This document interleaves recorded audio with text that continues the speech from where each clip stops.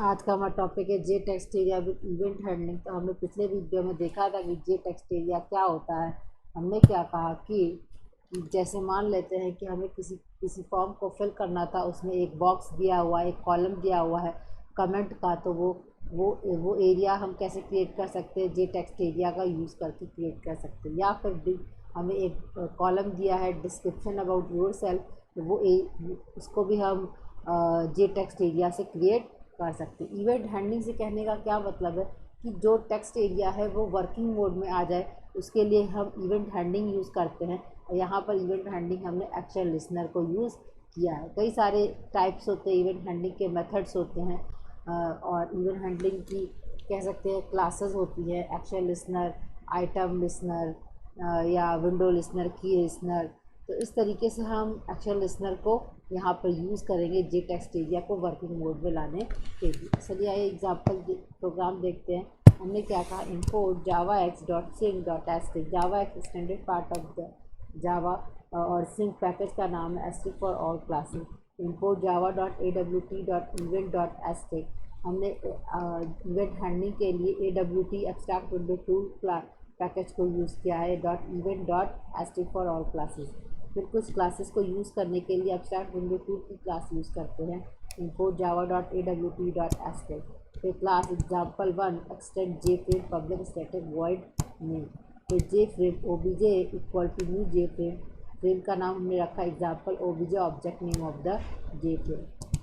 तो J label L1 equal to new J label comment, label दिया L1 comment के नाम से। फिर जे टेक्स्ट एरिया TA ले लिया equal to new J text area. फिर जे बटन लिया B1 equal to new J button submit. हम चाहते हैं कमेंट का एक एरिया क्रिएट कर दे टेक्स्ट एरिया, और जब इसको सबमिट करें तो लेबल पे आउटपुट हमारा डिस्प्ले हो जाए। तो हमने एक लेबल L2 लिया है, object name of label equal to new J लेवल, जिसमें कि हम आउटपुट डिस्प्ले कराएंगे जो टेक्स्ट एरिया में हमने एंटर किया होगा। तो सेट फिक्स करें साइज़ को, तो L1 dot set bound left से 50, टॉप से 80, विड्थ 180 और हाइट 50। फिर T A dot set bound text area dot set bound, फिर B1 डॉट सेट बाउंड, फिर L2 डॉट सेट बाउंड, जिसमें कि हमने आउटपुट डिस्प्ले कराएंगे। तो इन सबको हमने फ्रेम में ऐड करना है। तो O B J dot add L1, O B J dot add T, O B J dot add B1, O B J dot add L2।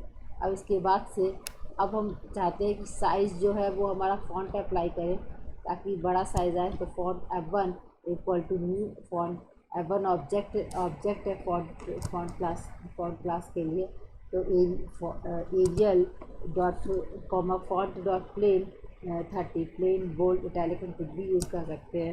फिर हमने किस पे अप्लाई करना है, लेबल L1 पे डॉट सेट बाउंड F1 हमारा object है font का। TA dot set found text area dot set found, B1 dot set found button पे जो अप्लाई करेंगे। फिर L2 जिसपे कि हमें आउटपुट डिस्प्ले कराना है। हम चाहते हैं कि वो ग्रैप टेक्स्ट एक वर्ड में एक ऑप्शन होता है जो कि क्या करता है, एक्सेल में भी कह सकते हैं, जो कि हमारे क्या करता है, मर्ज करता है दो लाइंस को एक ही लाइन में लाने के लिए। तो text area dot set line graph true कर देंगे। अगर फॉल्स होगा तो वो हमारा उसी रो में उसी लाइन में एंटर करते जाएगा, जो कि डिस्प्ले नहीं होगा। तो इसके बाद से क्या कहता है क्लास, अब एक्शन इवेंट हैंडलिंग के लिए हम एक दूसरी क्लास क्रिएट करेंगे, हैंडलर नाम रखा है, और इम्प्लीमेंट कराएंगे क्लास को एक्शन लिसनर को। Class handler implements action listener public void action perform method है, और action event dot object name है। स्ट्रिंग एस टी आर की value TA dot gate text, जो हम एंटर करेंगे टेक्स्ट एरिया में उसको हम STR में स्टोर करा दें। कहाँ डिस्प्ले कराना है, L2 डॉट सेट टेक्स्ट में, comment equal to double quotes में, फिर STR का आउटपुट डिस्प्ले कर दिया। अब इसमें इस वर्किंग को डालना है, हमें बटन में ऐड कराना है कि जब सबमिट करें तो वो लेबल L2 पे डिस्प्ले करे। तो हैंडल क्लास का ऑब्जेक्ट क्रिएट करेंगे, handle OBJ1 equal to new handler. B1 dot, हम जब कभी भी बटन की वर्किंग मोड में डालते हैं तो ऐड एक्शन लिसनर को यूज़ करते हैं। B1 dot add action listener OBJ1 object name of the handler class. फिर सेट लेआउट नल, हमने खुद से कंपोनेंट को सेट किया है तो नल होगा। विजिबल ऑफ फ्रेम, तो OBJ dot set visible true होगा। तो OBJ dot set size x axis और वाई एक्सिस फ्रेम का 800 और 800 होगा। फिर वर्किंग मोड को क्लोज करने के लिए obj.set-default क्लोज ऑपरेशन jframe.exit.close। तो चलिए इस प्रोग्राम को रन करा के देखते हैं। हमने क्या कहा, cmd cd desktop java c example1 java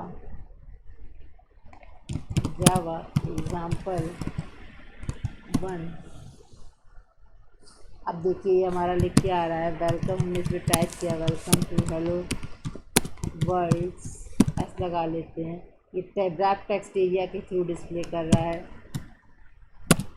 through text area is inserted, ये हमारा दूसरी लाइन में शो कर रहा है, जैसे डी दूसरी लाइन में शो कर रहा है, वर्ड्स में एस नेक्स्ट लाइन। तो हमने सेट लाइन रैप ट्रू किया है, इसलिए हमारा उसके थ्रू डिस्प्ले कर रहा है। अब हम सबमिट बटन पर क्लिक करते हैं तो हमारा इस तरीके से लेबल L2 पर डिस्प्ले कर रहा है welcome to hello world to text area.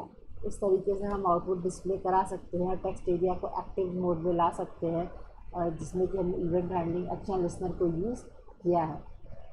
ठीक, अच्छा अब अगर हम यहाँ पर लाइन टेक्स्ट एरिया को हम फॉल्स कर देते तो देखिए क्या होता था।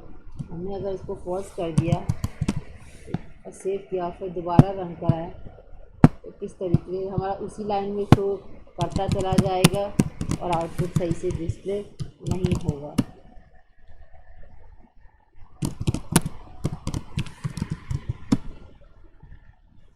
देखिए हमने अगर ऐसे किया वेलकम टू हेलो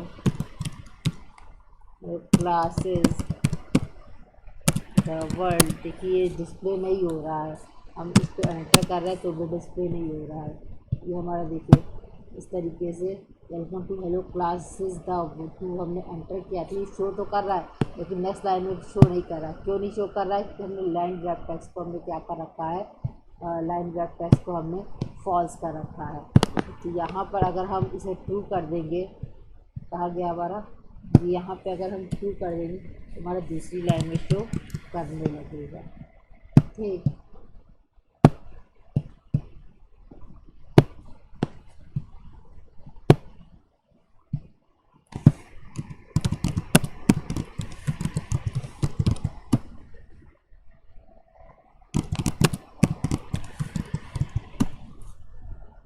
तो ये हमारा दूसरी लाइन में शो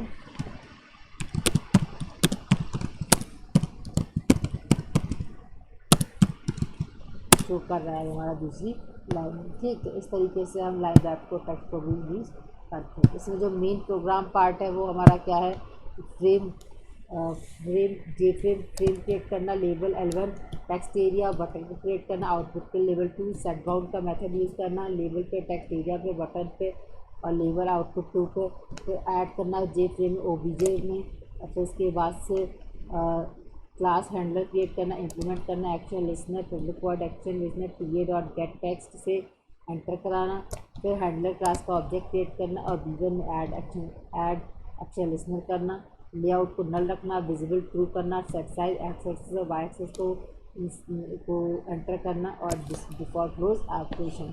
इस तरीके से हमारा टेक्स्ट एरिया वर्किंग मोड में आ सकता है। आगे हम जे रेडियो बटन और जे कॉम्बो बॉक्स देखेंगे किस तरीके से वर्क करता है, और इवेंट हैंडलिंग के साथ भी देखेंगे। आज के लिए बस इतना ही, धन्यवाद।